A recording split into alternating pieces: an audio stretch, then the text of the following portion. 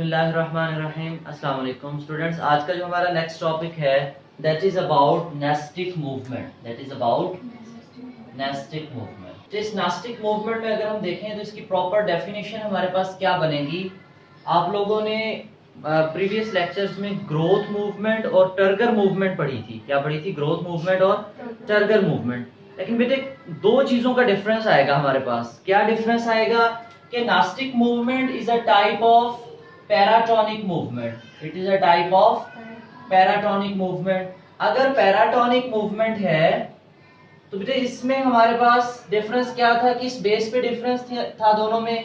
On the basis of the type of stimuli. Stimuli हमारे पास external होगा या तो पैराटोनिक मूवमेंट में कौन सा हमारे पास स्टिमुलस था?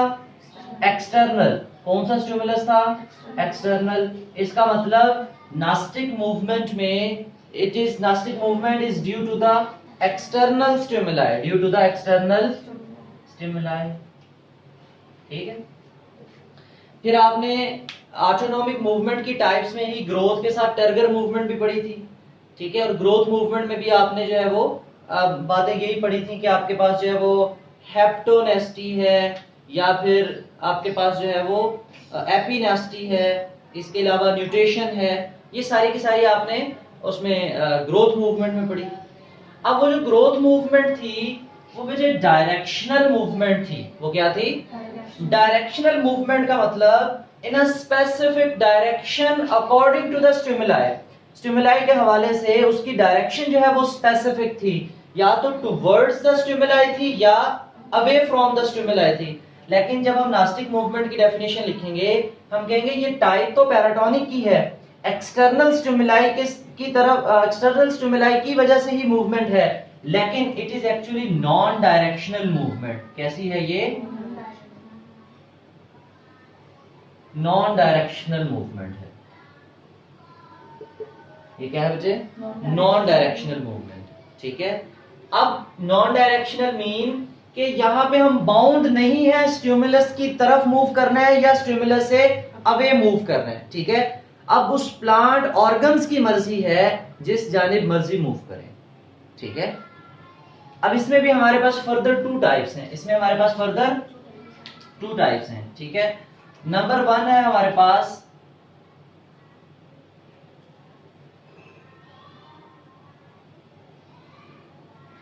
नेक्टिनेस्टी और नंबर 2 है हमारे पास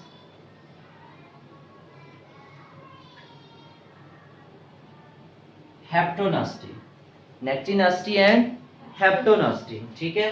अब बात वही है कि नेक्टिनेस्टी जो है the movement is due to changes in the growth patterns और इन द टर्गर। ठीक है। किस वजह से होगी nyctinasty movement? Due to the changes in the growth fashion, growth movement, या फिर हमारे पास टर्गर मूवमेंट। ठीक है। Changes in the turgor in the, जैसे आपने पल्पिनस की बातें की थी, लीफलेट्स को हमने मूव करवाया था, बेंड करवाया था, फ्लोर पेटल्स वगैरह के अंदर भी यही चीज है। तो हमारे पास टर्गर चेंज होने की वजह से या ग्रोथ चेंज होने की वजह से, आपको वहां भी तो टर्गर चेंज हुआ था, वहां भी तो मूवमेंट थी, लेकिन वो डायरेक्शनल थी। वो क्या थी? लेकिन ये क्या होगी? Non directional. ये क्या होगी? The major difference between them, हम इसकी डेफिनेशन में ये बात हम लिखेंगे, हम कहेंगे nastic movement it is a type of non directional movement. ठीक है। तो आप फिर ये नहीं कह सकते कि ग्रोथ मूवमेंट तो हमने पहले पढ़ी है, वो तो डायरेक्शनल है। वो क्या है? आपने ग्रोथ भी पढ़ी है, टर्गर भी पढ़ी है, लेकिन वो ऑटोनोमिक मूवमेंट में पढ़ी है। उसमें स्टिमुलाई इंटरनल था, स्टिमुलाई, और वो मूवमेंट्स डायरेक्शनल मूवमेंट्स थी। और इसमें स्टिमुलाई भी एक्सटर्नल है और डायरेक्शन भी नॉन डायरेक्शनल है। ठीक है। सिम्प भी कैसी है? कोई स्पेसिफाई नहीं है। अच्छा, nyctinasty movement it is due to changes in the growth patterns or in the changes in the turgor of the plant organs. Plant organs का जब जो हमारे पास टर्गर चेंज होगा या उनकी ग्रोथ चेंज होगी, उसके नतीजे में हमारे पास जो मूवमेंट आएगी दैट विल बी नेक्टिनेस्टी। ठीक है। और दूसरी जानिब हमारे पास हेप्टोनेस्टी है। और इससे पहले आपने, अगर आपको याद हो, आपने पैराटोनिक से पहले ऑटोनोमिक पढ़ी थी। तो ऑटोनोमिक मूवमेंट में फर्स्ट मूवमेंट जो पढ़ी थी that was tactic movement. Tactic movement. इसी तरह आपने ट्रॉपिक मूवमेंट भी पढ़ी है, क्या पढ़ी है? ट्रॉपिक मूवमेंट भी, उसमें स्टिमुलाई भी कौन था?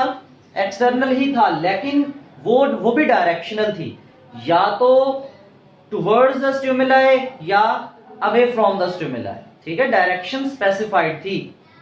आपने थिग्मोट्रोपिज्म पढ़ी थी, क्या पढ़ी थी? थिग्मोट्रोपिज्म आपने पढ़ा था, ये पॉजिटिव थिग्मोट्रोपिज्म भी हो सकती है, या पॉजिटिव कब होगी? जब, अब थिग्मोट्रोपिज्म मूवमेंट होती किस वजह से थी? In response to touch, in response to touch. लेकिन अगर टच की वजह से वो स्टिमुलाई की तरफ मूव कर रही है, that will be positive thigmotropism. अगर उसे अवे मूव करेगी तो नेगेटिव थिग्मोट्रोपिज्म, ठीक है।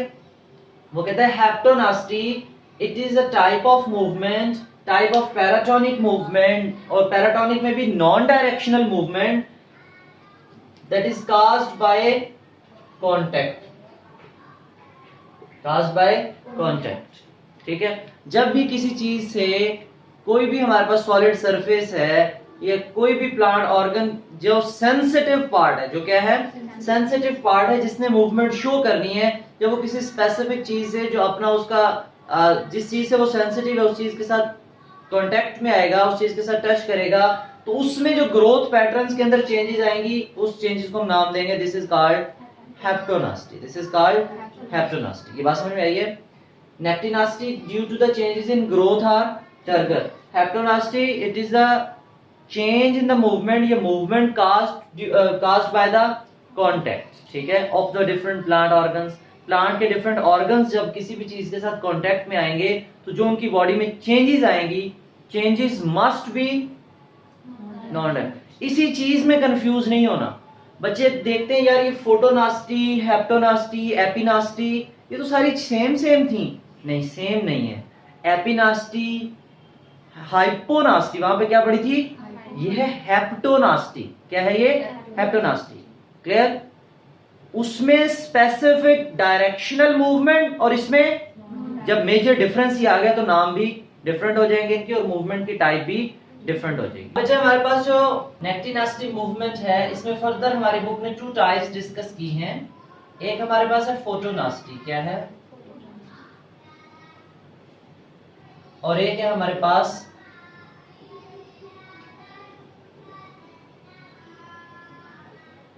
Thermonasty. Photonasty and thermonasty.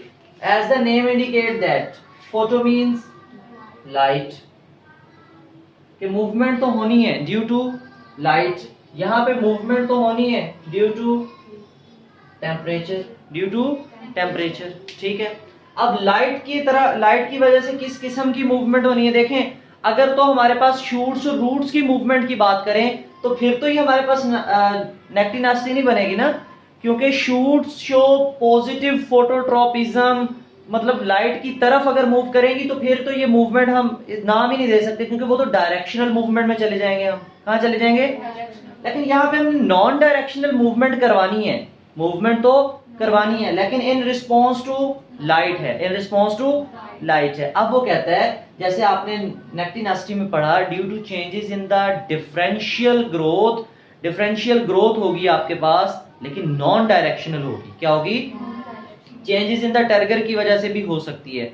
For example वो कहता है, बहुत से फ्लोर्स की अगर हम एग्जाम्पल लें तो डे टाइम जो है वो ओपन हो जाते हैं, डे टाइम क्या हो जाते हैं? ओपन हो जाते हैं, और नाइट टाइम जो है वो अपना टर्गर लॉस कर देते हैं, तो वो क्या हो जाते हैं? क्लोज हो जाते हैं, ठीक है। अब उनमें जो मूवमेंट हो रही है ओपनिंग और क्लोजिंग की, असल में उसके बिहाइंड जो फिनोमेना है that is changes in the turgor, changes in the turgor. Turgor की वजह से चेंज आ रही है उनमें। किसकी वजह से आ रही है? टर्गर की वजह से चेंज आ रही है, ठीक है। अब होता क्या था? डे टाइम फोटोसिंथेसिस होती थी, प्लांट्स में सोल्यूट, लीव्स में सोल्यूट इकट्ठा होता था और पोटेशियम आयंस आते थे, वाटर भी उनको फॉलो करता हुआ आ जाता था। As a result turgidity maintain हो जाती थी पैरेन्काइमेटस सेल्स के अंदर, और उनकी जो फ्लावर पेटल्स वगैरह हैं तो वो ओपन हो जाती थी। और हमारे पास हेप्टोनास्टी और एपिनास्टी की बातें करें तो वहां पे हमारे पास फ्लावर ओपन हो जाता था, फ्लावर क्या हो जाता था। लेकिन at the same time night time में आपने पढ़ा था, खास तौर पे जो हमारे पास ल्यूग्यूमिनस प्लांट्स हैं जिनके अंदर जो ओस्मोसिस है बहुत ज्यादा अहमियत की हामिल होती है। जब उनकी पल्विनस के अंदर टर्गर प्रेशर लॉस होता है तो वो फ्लैसिड हो जाते हैं, उनके लीव्स या उनके लीफलेट्स जो है वो स्पेशली क्या हो जाते हैं, फ्लैसिड। और जब वो फ्लैसिड हो जाते हैं तो वो नाइट टाइम, रात के वक्त फ्लैसिड होते थे ना ज्यादा, जिसमें आपने स्लीप मूवमेंट पढ़ी थी, आपने कहा ना पौधे सो भी जाते हैं, ठीक है। तो स्लीप मूवमेंट में भी ये बातें आ सकती हैं, लेकिन हम बात कर रहे हैं फोटोनास्टी की, नेक्टिनास्टी मूवमेंट, नॉन डायरेक्शनल मूवमेंट। वो कहता है कि डे टाइम फ्लावर ओपन हो जाते हैं, नाइट टाइम जो फ्लावर्स हैं वो क्लोज हो जाते हैं। अब इनकी ओपनिंग और क्लोजिंग के लिए एक बहुत इंपॉर्टेंट फिनोमेना जिसको हम कहते हैं फोटो पीरियड। क्या कहते हैं? फोटो पीरियड, ठीक है। Photo mean light, period mean दौरानिया, टाइम। कि लाइट का दौरानिया, लाइट का दौरानिया का मतलब क्या है, इसमें हम बातें करेंगे डे लेंथ की। किसकी बातें करेंगे? कि दिन का दौरानिया कितना है। दिन बड़े छोटे होते रहते हैं ना, कभी हमारे पास जो है वो सुबह 6 बजे सूरज निकलता है 7 बजे, और शाम 7-8 बजे जो है वो जाके 7 बजे सूरज गुरूब होता है, तो 12 घंटे का दिन। और सर्दियों में जो है वो तकरीबन 7:30 बजे जाके 8-9-10 बजे कभी सूरज निकलता है, और शाम को 3-4 बजे छुट्टी। ऐसा ही होता है ना, मतलब there is photo period, light का पीरियड है। लाइट का क्या है? पीरियड। आप जो है इसको डिटेल से पूरा लॉन्ग क्वेश्चन भी पढ़ेंगे हम नेक्स्ट चैप्टर में कि फोटो पीरियड क्या है। अब हमारे पास डे लेंथ क्या होती है, नाइट लेंथ क्या होती है। कुछ होंगे लॉन्ग डे प्लांट्स, कुछ होंगे शॉर्ट डे प्लांट्स, कुछ ऐसे पौधे होंगे जिनको जो है वो दिन का दौरानिया ज्यादा चाहिए होगा उगने के लिए, कुछ ऐसे होंगे लॉन्ग नाइट प्लांट होंगे, लॉन्ग जिनको रात ज्यादा चाहिए और दिन कैसा चाहिए, छोटा। शॉर्ट डे चाहिए, नाइट कैसी चाहिए, लॉन्ग डे। उन प्लांट्स की ग्रोथ के ऊपर जो फोटो पीरियड है वो बहुत ज्यादा इफेक्ट करता है। तो photonasty is specially linked with the photo period, specially linked with the photo period. Clear? कि दिन के दौरानिए या लाइट के दौरानिए के ऊपर जो है वो आपकी ओपनिंग और क्लोजिंग फ्लावर्स की या प्लांट के डिफरेंट ऑर्गन्स की वो डिपेंड कर रही होगी। क्लियर? नेक्स्ट है हमारे पास थर्मोनास्टी। क्या है? थर्मोनास्टी। अब thermonasty it is due to temperature, due to change in temperature. अब आपने टेम्परेचर के हवाले से भी बातें की थी कि हमारे पास अगर बहुत ज्यादा गर्मी है तो प्लांट के अंदर क्या हो जाती है, इवेपोरेशन। क्या हो जाती है? इवेपोरेशन। जब हमारे पास इवेपोरेशन हो जाए तो इवेपोरेटिव लॉस के नतीजे में हमारे पास प्लांट्स जो हैं उनके स्टोमेटा ओपन हो जाते हैं, क्लोज हो जाते हैं, क्लोज हो जाते हैं। जब उनके स्टोमेटा क्लोज हो जाते हैं इट्स मीन वो स्पेसिफिक मूवमेंट है या just due to change in the turgor, change in the turgor movement है। क्या वो स्टिमुलस की तरफ है, स्टिमुलस से अवे है, नॉन डायरेक्शनल सी मूवमेंट है। कैसी है? नॉन डायरेक्शनल सी मूवमेंट है। ठीक है। इसी तरह अगर हम इसकी दूसरी टाइप की बात करें, जो हमारे पास कौन सी मूवमेंट थी नेक्टिनास्टी के अलावा, हेप्टोनास्टी। क्या है? हेप्टोनास्टी में हमने बात की this is the movement that is caused by due to contact, due to contact, contact की वजह से होगी। अब इसमें स्पेशली जो हम बात करते हैं मूवमेंट की वो कार्निवोरस प्लांट्स की बात करते हैं। किसकी बात करते हैं? कार्निवोरस प्लांट्स की। अब ये जो कार्निवोरस प्लांट्स हैं जब वो कोई भी इंसेक्ट वगैरह उनके जो सेंसिटिव पार्ट्स हैं, जो जाज हैं, जबड़े हैं, जहां पे हमारे पास हमने लॉक करना है इंसेक्ट को, तो जो उनके कैचिंग ऑर्गन्स हैं तो उनके अंदर जब कोई इंसेक्ट आता है तो वो प्लांट्स उससे सेंसिटिव होते हैं, तो वो उसको क्या कर देते हैं, अपने अंदर क्लोज कर लेते हैं, अपने जबड़ों में क्या कर लेते हैं, क्लोज कर लेते हैं। अब देखो मूवमेंट तो उन्होंने शो की है, मूवमेंट तो क्या हमारे पास कोई डायरेक्शनल मूवमेंट है या नॉन डायरेक्शनल है? नॉन डायरेक्शनल है। क्लियर? क्योंकि हमारे पास ना तो हम ये कह सकते हैं कि इंसेक्ट की तरफ है, ना तो ये कह सकते हैं इंसेक्ट से अवे है। ठीक है, ये बात समझ में आई है? ये नहीं आई? इसको एक दफा बुक से रीड करते तो इसमें स्पेसिफिकली जो एक एक वर्ड, डिफरेंट वर्ड है, उसको आप मार्क करते जाइएगा। पेज नंबर है आपके पास 28, nastic movement. These are the non directional movements. ज्यादा जोर इसी बात पे दे रहे हैं हम। नॉन डायरेक्शनल मूवमेंट है of the parts of the plant in response to external stimuli. ये भी हमें पता है कि ये पैराटोनिक मूवमेंट है। There are two types, nectinasty. अब nectinasty movements are shown by the organs in response to the external stimuli. जी हाँ, हमें पता है external stimuli है, उसकी वजह से क्या होगा, differential growth होगी। These are due to turgor and growth changes. Due to turgor and growth changes. Especially जब हम बात करेंगे ना फोटोनास्टी की, इसमें हमने turgor changes की बात की है। किसकी बात की है? टर्गर चेंजेस की, और थर्मोनास्टी में हम किसकी बात करेंगे, ग्रोथ चेंजेस की बात करेंगे। हम देख लेते हैं इसको एक दफा।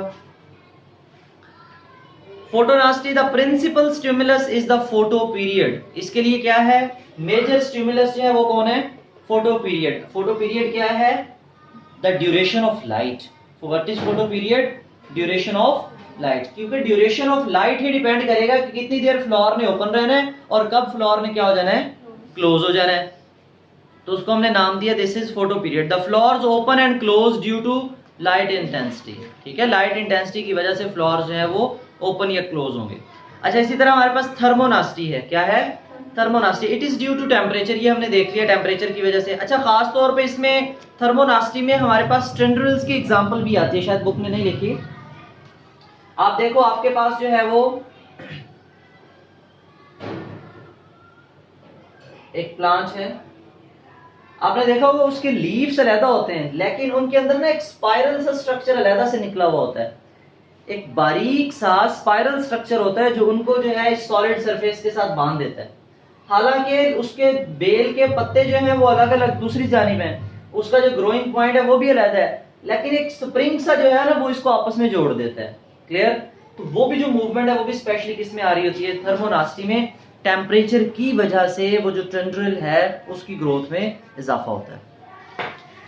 The flowers of the tulip, tulip किसे कहते हैं, गुले दाऊदी, ऐसे। ट्यूलिप क्लोज एट नाइट, रात के वक्त ये क्लोज हो जाते हैं because of the rapid growth in the lower side by upward and inward bending of the petals. अच्छा, अब ये वाला कॉन्सेप्ट आपने कहां पढ़ा था, हाइपोनेस्टी एंड एपिनास्टी में, कि बर्ड या फ्लावर क्लोज कब होगा और ओपन, जब उसके लोअर पोर्शन में ग्रोथ हुई थी। तो क्या हमारे पास फ्लावर ओपन हुआ था या बर्ड ओपन हुआ था या बर्ड क्लोज रहा था, क्लोज रहा था, क्योंकि उसके लोअर साइड पे जो है वो ज्यादा ग्रोथ हुई थी।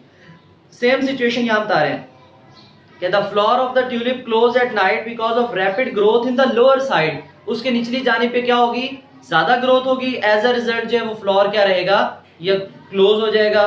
By the upward and inward bending of the petals, petals थोड़ी सी ऊपर भी मूव करेंगी और इनवर्ड अंदर की तरफ क्या हो जाएंगी, बेंड भी हो जाएंगी। तो as a result flower open होगा, क्लोज क्लोज। अच्छा, देन है हमारे पास haptonasty, movement occur in response to contact. Examples include the action of Venus flytrap. Venus flytrap में जब कोई भी इंसेक्ट हमारे पास उसमें आएगा तो उसकी जो मूवमेंट है दैट इज एक्चुअली हेप्टोनास्टिक मूवमेंट। ठीक है, अब वो कहते हैं कि ये जो आपने मूवमेंट्स पढ़ी हैं ये कोई स्पेसिफिकली डिफाइंड नहीं है, ये कोई स्पेसिफिकली डिफाइंड मूवमेंट्स नहीं है। देखो हमारे पास एपिनास्टी, हाइपोनास्टी, थर्मोनास्टी, फोटोनास्टी, ये सारी नास्टिक मूवमेंट में आ जाती है। किसमें आ जाती हैं, क्योंकि इसमें भी ग्रोथ और टर्गर की बातें हैं, उसमें भी ग्रोथ और टर्गर।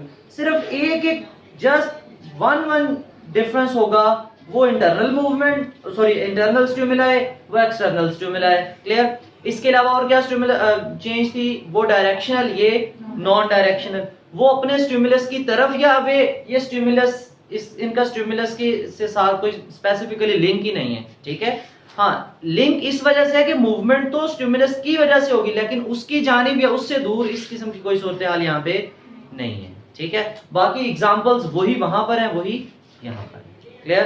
तो इस होल टॉपिक में अगर आपको कोई क्वेश्चन हो तो आप कमेंट सेक्शन में पूछ सकते हो। Thank you, Allah Hafiz.